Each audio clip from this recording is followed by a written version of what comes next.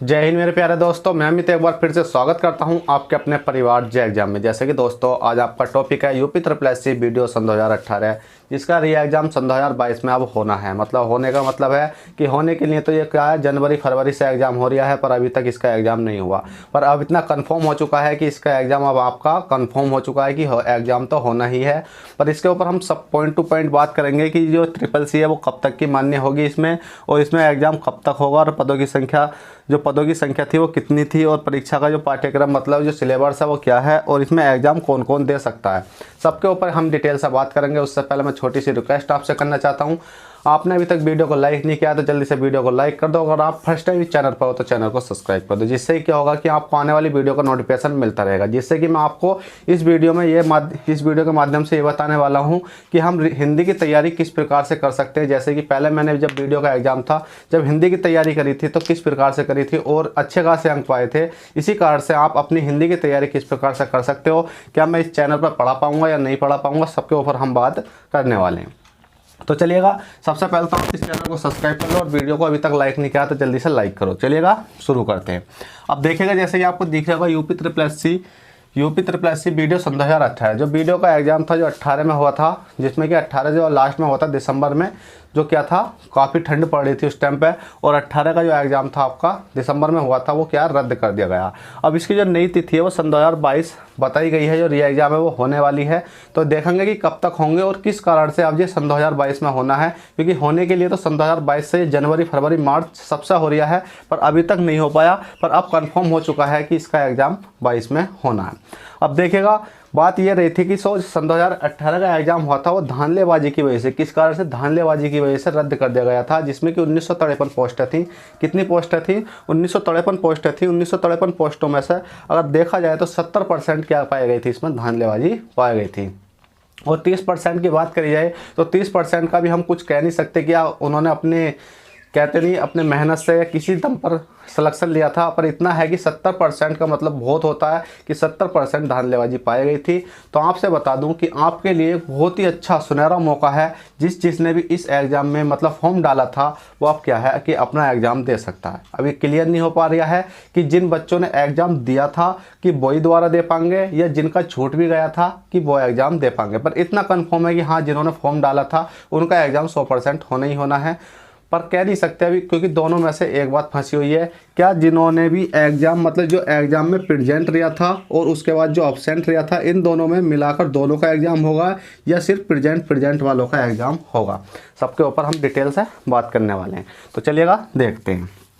जैसे कि आपको यहाँ दिख रहा होगा कि SSC मान्य होगी या नहीं होगी। अब आप सोच रहे होगे सर ये टॉपिक आपने क्यों लिया। तो देखिए भाई, ये टॉपिक इसलिए लेना पड़ा है क्योंकि इसमें क्या करा गया था। एक मिनट रुकिएगा, चलिएगा। इसमें क्या कहा गया था कि कुछ जो स्टूडेंट हैं या हमारे जो भी लगते हैं, उनका एक कमेंट आया था, सर जो मेरी SSC है वो मेरी SSC मैंने अभी करी है, और एग्ज़ाम जब मेरा क्या था कि जब मैंने फॉर्म भरा था उससे मेरी SSC बात की है कि अब मेरा एग्ज़ाम हो सकता है या नहीं। तो देखिएगा भाई, एग्ज़ाम तो आप दे सकते हो, पर जो SSC मान्य है वो आपका जो नोटिफिकेशन आया था, नोटिफिकेशन से कम चाहे एक ही दिन पहले की हो, पर नोटिफिकेशन से एक दिन पहले की पास की होनी चाहिए। तो आप क्या है, SSC आपकी योग्य हो जाएगी इसमें। अब बात करेंगे कि एग्ज़ाम कब तक होगा। इस पॉइंट को हम वहीं तो छोड़ देते हैं, और इसमें कहते हैं पदों की संख्या कितनी थी। तो पदों की संख्या थी इसमें 1953 में से भी 3 पद थे इसमें, ठीक है। समाज कल्याण अधिकारी, समाज पर्यवेक्षक और ग्राम पंचायत अधिकारी, 3 पद थे, ठीक है। उसके बाद परीक्षा का पाठ्यक्रम, इसके ऊपर भी बात करेंगे, और एग्ज़ाम कौन कौन दे सकता है। तो देखिएगा, मैंने अभी आपको बता दिया है एग्ज़ाम कौन कौन दे सकता है। एग्ज़ाम वही दे सकते हैं जिन्हों का पहले क्या है रजिस्ट्रेशन हो चुका है, ठीक है। जो सन 2018 में जिन्होंने रजिस्ट्रेशन करा था वो ये एग्ज़ाम दे सकते हैं। और अभी इसमें कन्फर्म ये नहीं कहा जा सकता कि एग्ज़ाम जो प्रेजेंट रहे थे वो ही देंगे, या जो अब्सेंट भी रहे थे वो भी देंगे। पर बहरहाल प्रेजेंट वाले तो 100% देंगे ही देंगे, पर अब्सेंट वालों की कोई जानकारी अभी है नहीं, क्योंकि वो उनके ऊपर ही डिपेंड करता है कि वो एब्सेंट वालों को ही बुलाए या प्रेजेंट वालों को ही रहने दें। पर हम तो यही चाहेंगे जिनका छूट गया था वो भी इस एग्ज़ाम में बैठे। चलिएगा, अब बात करते हैं इसमें हमारा है कि एग्ज़ाम कब तक होगा। तो भाई एग्ज़ाम तो होगा वो आपका दिसंबर तक होने की संभावना क्या है। नवंबर या दिसंबर तक। देखिएगा नवंबर के क्या होगा कि लास्ट में होगा, और दिसंबर के क्या होगा कि शुरू में ही होगा। ठीक है, शुरू में होगा मतलब कहने का मतलब ये है नवंबर दिसंबर में ही होने की संभावना है, क्योंकि अक्टूबर में क्या है कि आपका पैट का एग्ज़ाम है, जिस कारण से क्या है पैट का एग्ज़ाम है, जिस कारण से आपका एग्ज़ाम अभी नहीं हो सकता, क्योंकि पैट के एग्ज़ाम के बाद तुरंत आपका वीडियो का एग्ज़ाम ले लिया जाएगा। तो आप अपनी तैयारी को करते रहिए, अच्छे से बनाए रखिए। अब बात करते हैं इसमें जो परीक्षा का पाठ्यक्रम है वो पाठ्यक्रम क्या रहने वाला है, और हमें इसकी तैयारी कहाँ से करनी चाहिए, अच्छे से करनी चाहिए या नहीं करनी चाहिए, क्या हमें इस जॉब से कितने फ़ायदे हो सकते हैं, सबके बारे में बात करेंगे।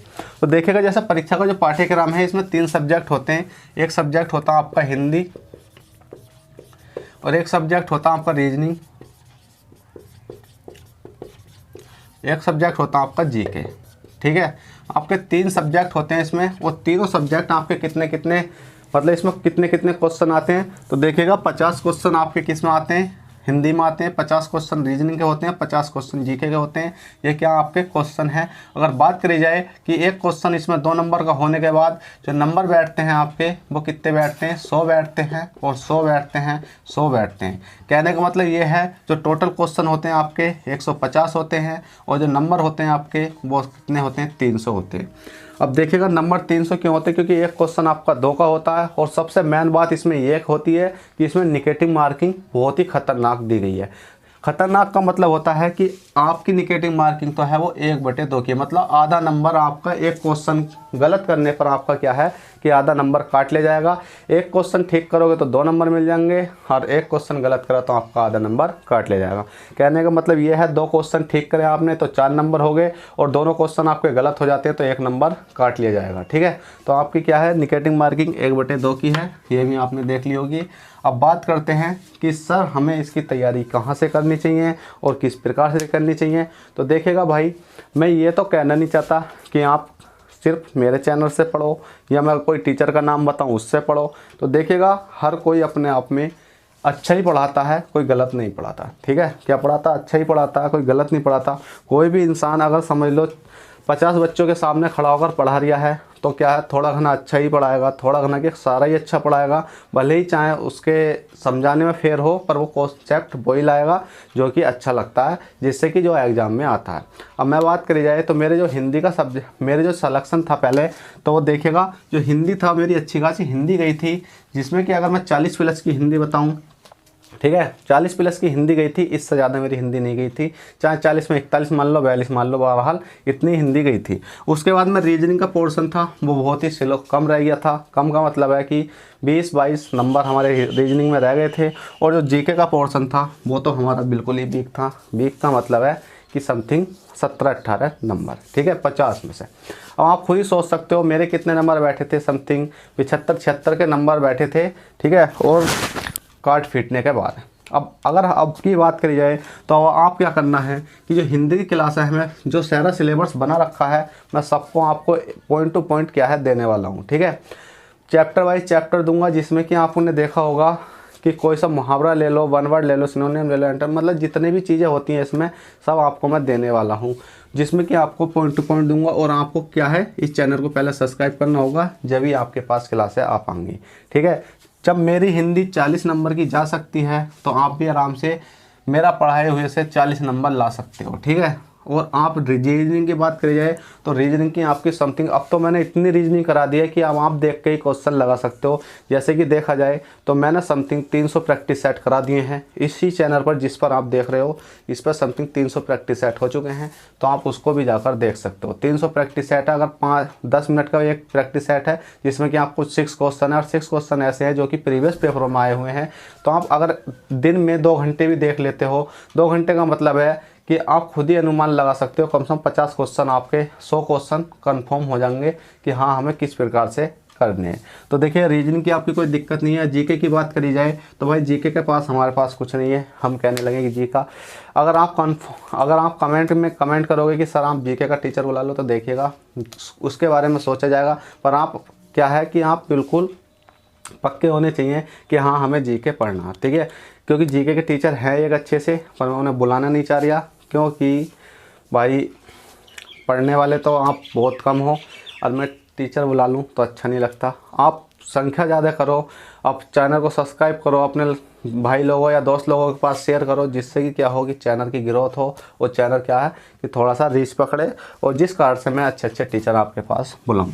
तो आपको कुछ नहीं करना, अगर आपने अच्छा खासा स्कोर कर दिया, जैसे कि आपने 45 नंबर इसमें ले आते हो हिंदी में, और 45 नंबर की मान लिया हमने रीजनिंग में ले आते हो, तो 45 दूनी कितने होते हैं, 90 नंबर होते हैं।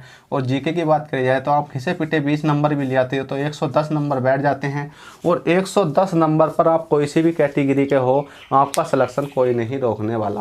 पर आप सोचोगे सर हमारे 110 नंबर कैसे आएंगे, देखो मैंने बताया 45 की जगह यहाँ 40 भी लाते हो, यहाँ 40 भी लाते हो, तो आप कितने बैठ जाते हो, आपके 40 80 नंबर बैठ जाते हैं। और 80 में 20 कितने हो जाते हैं, आपके 100 नंबर हो जाते हैं। ठीक है, कितने हो जाते हैं, 100 नंबर हो जाते हैं। क्या आप खाली 20 नंबर का ही जीके कर आओगे? देखिएगा उस टाइम पे मैंने तैयारी भी नहीं करी थी, छोटा मोटा पढ़ रखा था, तो भी मेरे 17 नंबर आ गए थे। अब तो क्या है कि अगर आप बिल्कुल अच्छे से तैयारी करोगे, बहुत ही डीपली से तैयारी कर रहे होगे, क्योंकि आपके पास 4 साल 5 साल का समय मिल चुका है, तो आप क्या 5 नंबर मतलब इसमें 20 नंबर ही कम से कम आपका 35 नंबर या 30 नंबर का जीके जाना चाहिए, और आपकी 45 की रीजनिंग जानी चाहिए। कहने का मतलब ये है कि आपका जो स्कोर है वो आपका स्कोर अगर 120 बैठता है, तो आपको कोई सी भी कैटेगरी से हो, SC ST जनरल OBC कोई सी भी कैटेगरी से हो, आपका सिलेक्शन होने से कोई नहीं रोक सकता। तो देखिएगा मैं इसमें कुछ ज़्यादा नहीं कहता हुआ, मैंने आपको सब बता दिया है। एग्ज़ाम के आपके अभी कितने 3 महीने हैं, और 3 महीने में आप अपनी तैयारी को बहुत बेहतर कर सकते हो। बेहतर का मतलब है कि अगर आप 1 महीना दिल लगाकर हिंदी को दे देते हो, तो आप हिंदी 50 नंबर की कर सकते हो। और आप दिल लगाकर अपना रीजनिंग को रीजनिंग दे सकते हो 1 महीना, तो आप रीजनिंग बेहतर कर सकते हो। और 1 महीना आप क्या किसे दे सकते हो, जीके को देख सकते हो, तो आप जीके बेहतर कर सकते हो। बात की बात रही कि उसके बाद जब आपके पास सिलेबस हिंदी का हो जाएगा, रीजनिंग का हो जाएगा, जीके का पूरा कंफर्म हो जाएगा, उसके बाद आपके पास अभी समथिंग 15 दिन या 17 दिन तो मिलेंगे ही फालतू के, और उसमें भी आप क्या कर सकते हो, आप अपना रिवीजन करने के बाद अच्छा खासा स्कोर कर सकते हो। देखिएगा ये मत सोचा करो कि सर कितने आपके नंबर थे और किसी के कितने नंबर हैं, सिर्फ आप अपने आप पर भरोसा रखो। देखिए आपने देखा होगा कि टीचर पढ़ाता तो काफ़ी दिन से है, उसका सिलेक्शन नहीं हो पाता, क्योंकि वो ऐसा होता है, अगर मैं मैथ पढ़ा रही हूँ तो देखिए मैथ और रीजनिंग पढ़ा रही हूँ, मैथ रीजनिंग से कभी एक साथ सिलेक्शन नहीं हो सकता, क्योंकि उसके साथ जीके भी होना चाहिए, उसके साथ इंग्लिश भी होनी चाहिए, उसके साथ हिंदी भी होनी चाहिए, तो ही सिलेक्शन हो पाता है। ठीक है, आपने देखा होगा अगर मैं खाली जीके पढ़ा रही हूँ, मेरे पास मैथ नहीं आता, रीजनिंग नहीं आती, तो आप ये मत सोचना कि सिलेक्शन क्यों नहीं हो रहा। देखिएगा हर चीज़ का समय होता है। एक टीचर आपने देखा होगा यूपीएससी निकालने वाले बंदे क्या होते हैं कि किसी का हिस्ट्री बिल्कुल मजबूत होती है, वो खाली हिस्ट्री में बिल्कुल ज्ञाता होते हैं, पर यूपीएससी निकालने के लिए तो वो निकाल सकते हैं क्योंकि वो पढ़ा रहे हैं, पर इतना है कि वो निकालना नहीं चाहते। क्यों? क्योंकि वो चाहते हैं कि हम अपना क्रेज करना, ठीक है, अच्छी खासी एजुकेशन दुनिया में पहुंचाना, हर चीज़ करना। तो देखिए हर किसी की सोच होती है, तो किसी को विलेम मत कहा करो, किसी को गलत मत बोला करो, आपकी इच्छा है। जैसा मैंने बताया आप इस पर अमल रहते हो तो अच्छी बात है, नहीं रहते तो देखिएगा भाई हम आपसे कुछ ज़्यादा तो कह नहीं सकते, पर इतना ही है। लास्ट में जाते जाते आपसे यही कहना चाहते हैं, अगर वीडियो में थोड़ी घनी आपको जानकारी पसंद लगी हो तो प्लीज़ वीडियो को लाइक कर देना, और चैनल फर्स्ट टाइम हो तो चैनल को सब्सक्राइब कर बेल बटन दबाना। तो चलिएगा इस वीडियो को समाप्त करते हुए आपसे अलविदा लेते हैं। जय हिंद, जय भारत।